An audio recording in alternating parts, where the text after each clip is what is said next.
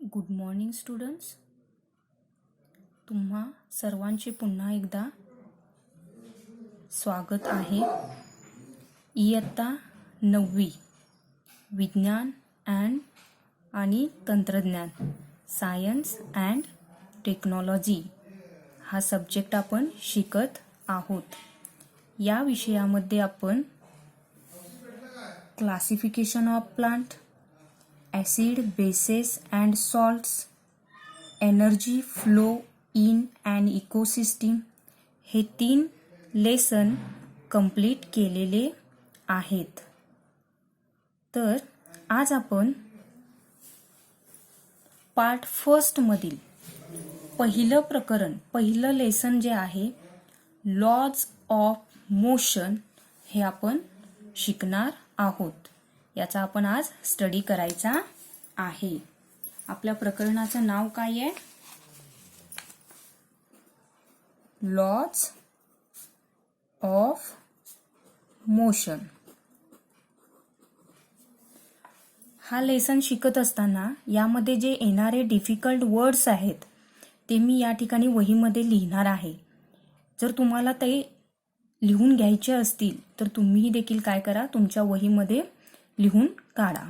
आता लॉज म्हणजे काय सांगतो आपण?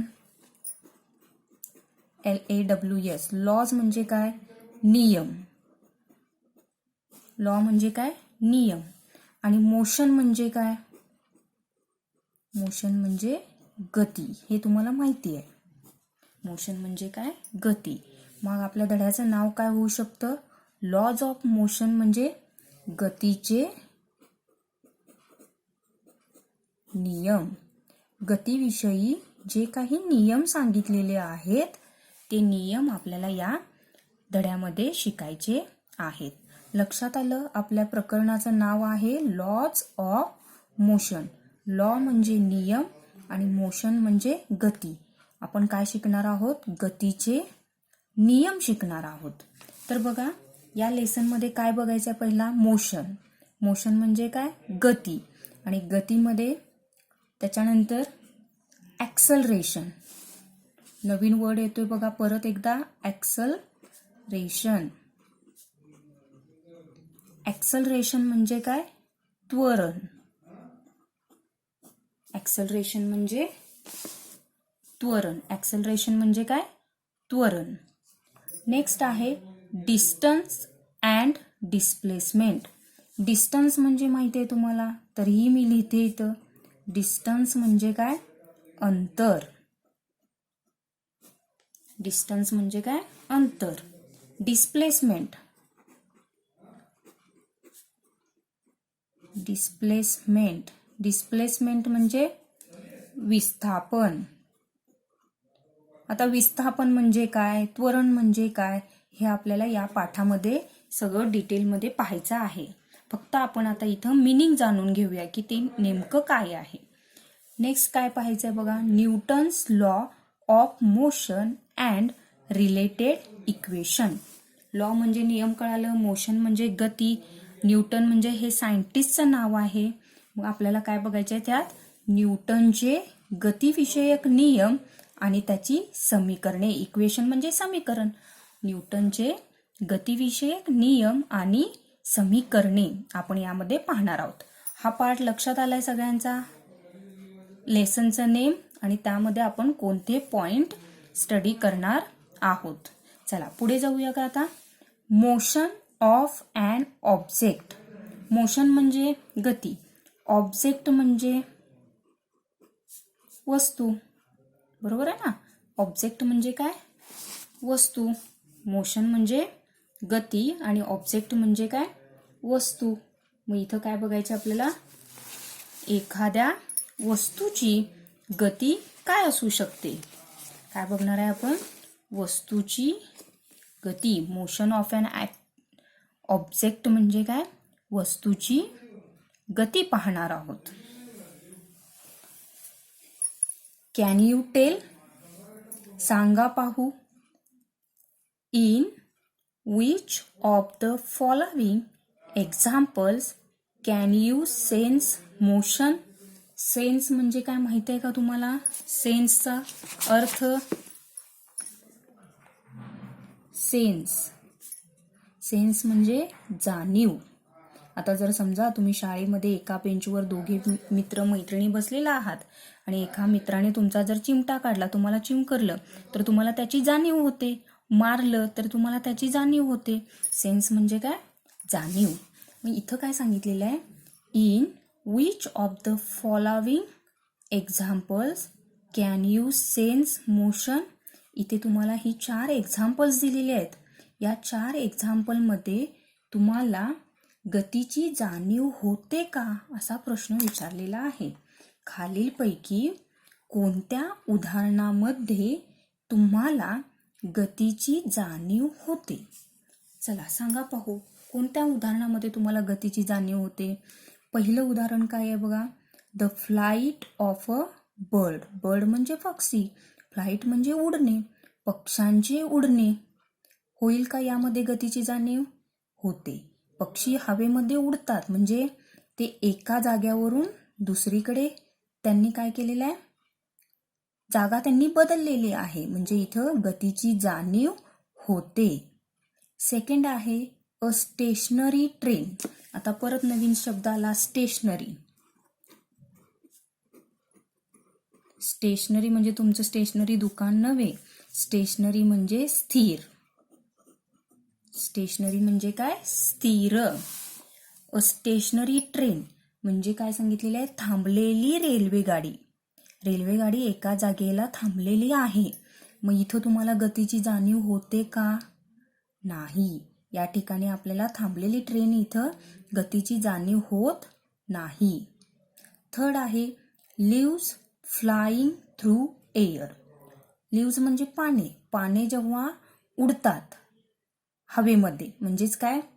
हवेतून उडणारा पालापाचोळा. हवेमध्ये आता जेव्हा पावसाळ्याच्या दिवसात खूप मोठं वारं सुटतं, त्यावेळी पाने काय होतात? उडायला लागतात. खाली पडलेली असू देत किंवा झाडाच्या पालापाचोळा काय होतो? उडतो. मग तो उडतो म्हणजे काय होतं? इथं आपल्याला गतीची जाणीव होते. लक्षात आलं? उडणारे पक्षी, उडणारा पालापाचोळा यामध्ये आपल्याला गतीची जाणीव होते. थांबलेली रेल्वेगाडी यामध्ये गतीची जाणीव होत नाही. फोर्थ काय आहे बघा. A stone lying on a hill. Hill HILL. Hill म्हणजे काय? डोंगर. हिल म्हणजे काय? डोंगर किंवा टेकडी म्हणतो. A stone lying on a hill. डोंगरावरती स्थिर असलेला दगड. एका डोंगरावरती दगड स्थिर आहे.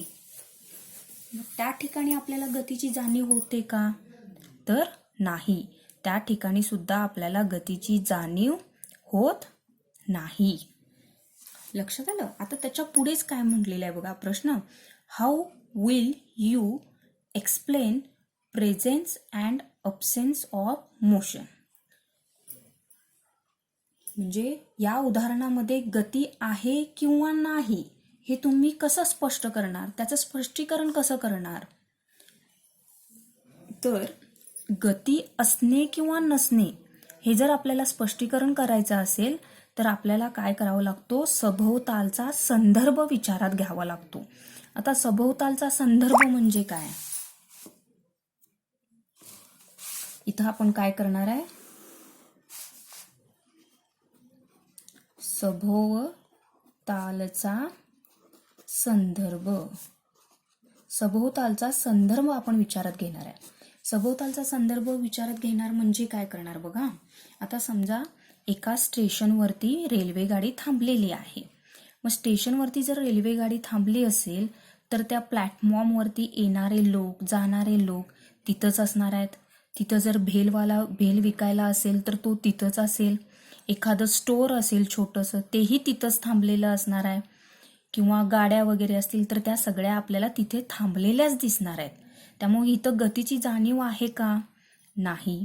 पण तेच जर समजा रेल्वेगाडी पुढे चालली आहे म्हणजे आपल्याला झाडं पळतेली दिसतील, रस्त्यावरून गाड्या फिरतेल्या दिसतील, प्लॅटफॉर्म पाठीमागं गेलेला दिसेल, भेलवाला पाठीमागं गेलेला दिसेल. म्हणजे या ठिकाणी काय होणार आहे?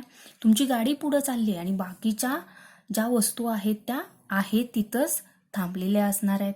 म्हणजे हा काय झाला, त्याच्या सभोवतालचा संदर्भ झाला. मग याच्यावरून आपण काय सांगू शकतो, गती आहे किंवा नाही हे आपण सांगू शकतो. लक्षात आलं इथंपर्यंतचा पाठ. कसं एक्सप्लेन करणार आहे आपण, स्पष्टीकरण देणार आहे. आता बर्ड फ्लाइंग होतोय, हवेमध्ये पक्षी हवेमध्ये उडतात. मग कसं सांगणार आहे आपण, जर समजा पक्षी आता मी जर पाहिलं, आता तो जनता हायस्कूलमध्ये पक्षी होता, जनता हायस्कूल आहे तिथं असणार आहे, पण तो पक्षी काय होणार आहे, थोड्या वेळानंतर स्टँडपर्यंत पोहोचणार आहे. म्हणजे खालचा जो भाग आहे तो काय होणार आहे, त्याची जागा बदलणार आहे. आणि म्हणूनच आपण त्याला काय म्हणतो, गती असणे किंवा मोशन असणे असं कन्सिडर करतो. ठीक आहे, इथंपर्यंत लक्षात आले 4 पॉइंट. पुढे पहा. We see the motion of several object every day. दैनंदिन जीवनात आपण विविध वस्तूंची गती पाहतो. आपल्याला बऱ्याच वस्तूंची गती पाहता येते. Sometimes we cannot see the motion of an object directly as in the case of a bridge. म्हणजे काय, काही वेळा वस्तूंची गती आपण प्रत्यक्ष पाहू शकत नाही. जसे की वाहणारा वारा. ब्रिज म्हणजे काय, वाहणारा वारा. आता ज्या वस्तू गतिमान आहेत किंवा ज्यांची गती आहे त्या प्रत्येक गोष्टी आपल्याला दिसतीलच असं नाही.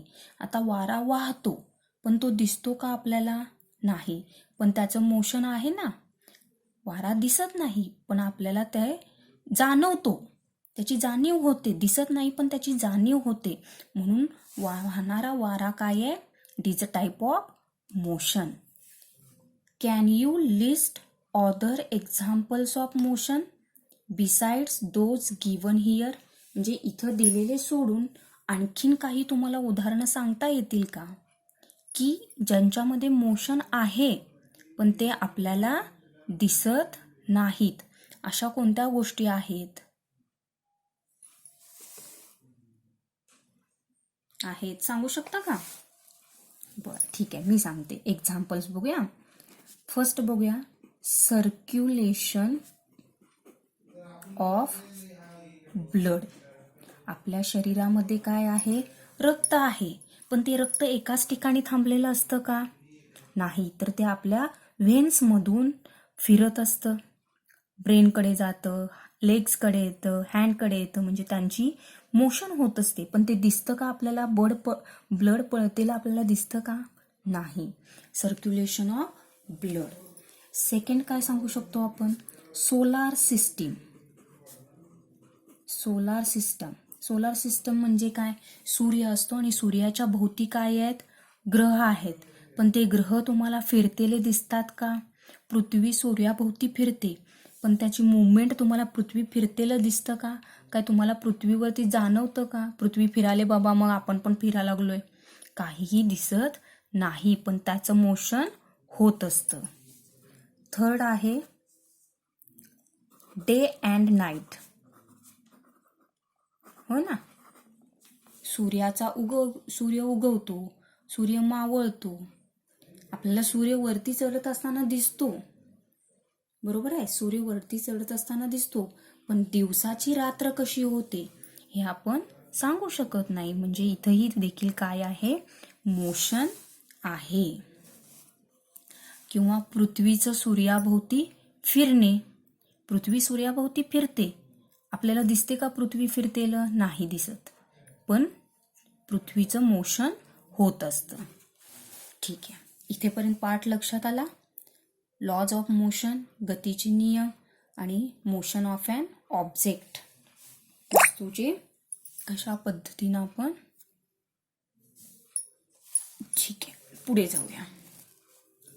Think about it.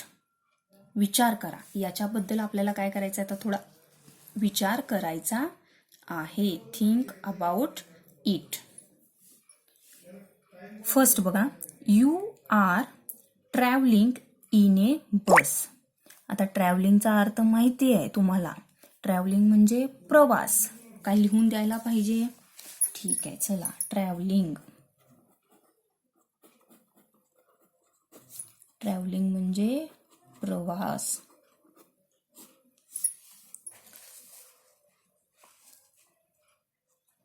शेवटी मी तुम्हाला हा पेपर इथं दाखवते, तुम्ही पॉज करून ते सगळे शब्द लिहून घेऊ शकताय तुमच्या वहीमध्ये. ट्रॅव्हलिंग म्हणजे प्रवास. You are travelling in a bus. तुम्ही एका बसमधून काय करत आहात? प्रवास करत आहात. Is the person sitting next to you in motion. समजा तुमच्या त्या सीटवरती आणखीन एक काय बसलेला आहे? प्रवासी येऊन बसलेला आहे किंवा एखादी व्यक्ती तुमच्या साईडला बसलेली आहे. मग ती मोशनमध्ये असेल का? थोडासा विचार करा. बसमधून प्रवास करत असताना किंवा असं समजूया आपण की तुम्ही दोघे मित्र बसमधून प्रवास करायला आहात. मग तुमचा मित्र तुमच्या शेजारी जो बसलेला आहे तो मोशनमध्ये आहे का? नाही. त्याचं उत्तर काय असेल? नो. असणार नाहीये तो, कारण तो देखील काय आहे? तुमच्यासारखा स्थिरच बसलेला आहे. पुढे बघा. What do you take into consideration to decide if an object is moving or not. एखादी वस्तू गतिमान आहे किंवा नाही हे निश्चित करण्यासाठी तुम्हाला कोणकोणत्या बाबीचा विचार करावा लागतो. म्हणजे आपल्या सभोवताली ज्या वस्तू आहेत त्या गतिमान आहेत, मोशनमध्ये आहेत किंवा नाहीत, हे आपण कसं ठरवणार? कशाचा विचार करणार त्या ठिकाणी?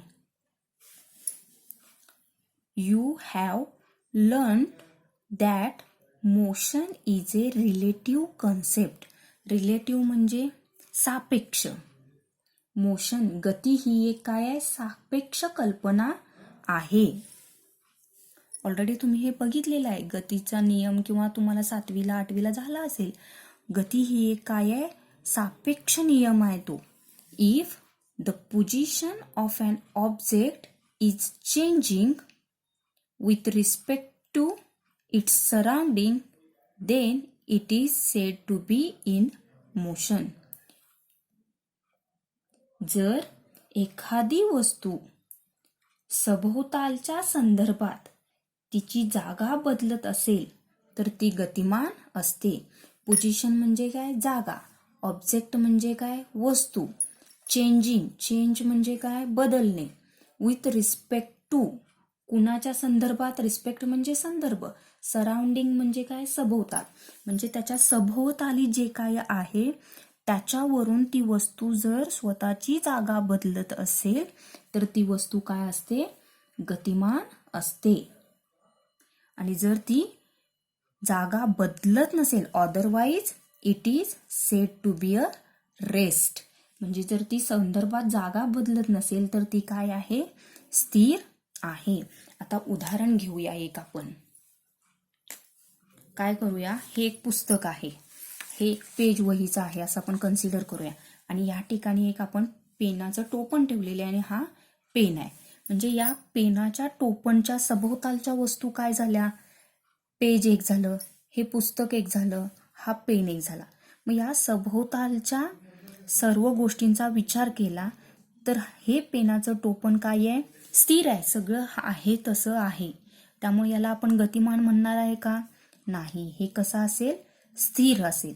आता त्याच्यानंतर बघा, हे पेज, हे पेन टोपण, पेन आणि हा पेन टोपण आहे. आणि इथं मी काय करते, हा माझे एक आपण कन्सिडर करूया की हे 2 बोटे म्हणजे माझे पर्सन आहे एखादा. आणि या वस्तू आहेत इथं आणि हा पर्सन काय करतोय? मूव्ह होत आहे. मग यानं काय केली? आपली जागा बदलली. म्हणजे सभोवतालच्या वस्तू काय राहिल्या? पाठीमागे राहिल्या आणि ही व्यक्ती पुढे जात आहे. म्हणजे इथं काय झालेलं आहे? ही वस्तू गतिमान आहे. सभोवतालच्या गोष्टींचा विचार करून जी वस्तू आपली जागा बदलते, आता ही जी वस्तू आहे ही आपली जागा काय करायला? चेंज करायला लागलेली आहे. म्हणून तिला आपण काय म्हणतो? ती वस्तू गतिमान आहे. ठीक आहे, लक्षात आलं? पुन्हा एकदा बघा. गती ही एक सापेक्ष नियम आहे, रिलेटिव्ह कन्सेप्ट आहे. If the position of an object is changing with respect to its surrounding, then it is said to be motion. एखादी वस्तू सभोवतालच्या संदर्भात आपली जागा बदलत असेल तर ती गतिमान आहे असं म्हणतात. सभोवतालचा विचार करायचा आहे. आता असं म्हणूया, आपण कन्सिडर करूया की तुम्ही तुमची सायकल घेऊन शाळेकडे येत आहात. शाळेकडे येणार, आता असं कन्सिडर करूया की तुम्ही कुठे राहता, एक एक्सप्रेस किंवा स्टँडवरून तुम्ही जनता हायस्कूलकडे येणार आहात. मग स्टँडवरती तुम्ही आहे, तिथून तुम्ही थोडंसं पुढं चौकात आला, म्हणजे तुम्ही काय केला, तुमची जागा बदलली. पण बाकीच्या सभोवतालच्या वस्तू, स्टँड पण तुमच्या बरोबर यायला लागले का पाठीमागून? नाही, स्टँड जिथं आहे तिथंच आहे, पण तुम्ही मात्र तुमची काय करायला लागलाय, सभोवतालच्या संदर्भात तुमच्या जागा तुम्ही काय करत यायला लागलाय, बदलत यायलाय. स्टँडवर होता, तिथून चौकात आला, चौकातून विठ्ठल मंदिर जवळ आला, तिथून कोपऱ्यावरती आला, तिथून मग काय केला, वळला आणि तुम्ही जनता हायस्कूलच्या स्टॉपला आला. म्हणजे सभोवतालच्या संदर्भात तुम्ही काय केलेली आहे, तुमची त्या वस्तूनं जागा बदललेली आहे, म्हणून तो काय आहे, गतिमान आहे. ठीक आहे, लक्षात आलं हे कन्सेप्ट? ठीक आहे, आज आपण इथं थांबूया. हे लॉज ऑफ मोशनचे जे काही डिफिकल्ट वर्ड्स आहेत ते तुम्ही सगळ्यांनी काय करा, लिहून घ्या. 1-2 मिनिटं थांबते आणि मी स्टॉप करते, कारण हे तुम्हाला स्टॉप करून तुम्ही ते लिहू शकता. याच्या पुढचा जो पॉइंट आहे, डिस्प्लेसमेंट अँड डिस्टन्स, ते उद्याच्या तासाला पाहूया. ठीक आहे, पाठ सगळ्यांच्या लक्षात आलेला आहे. सगळ्यांनी वहीमध्ये लेसनचं नेम लिहा, त्याच्याखाली हे डिफिकल्ट वर्ड्स लिहा. आणि हा जर पॉइंट काही समजला नसेल तर तुम्ही मला फोन करून विचारू शकता किंवा मेसेज करू शकता पर्सनली. ठीक आहे, थांबूया इथंच. थँक्यू.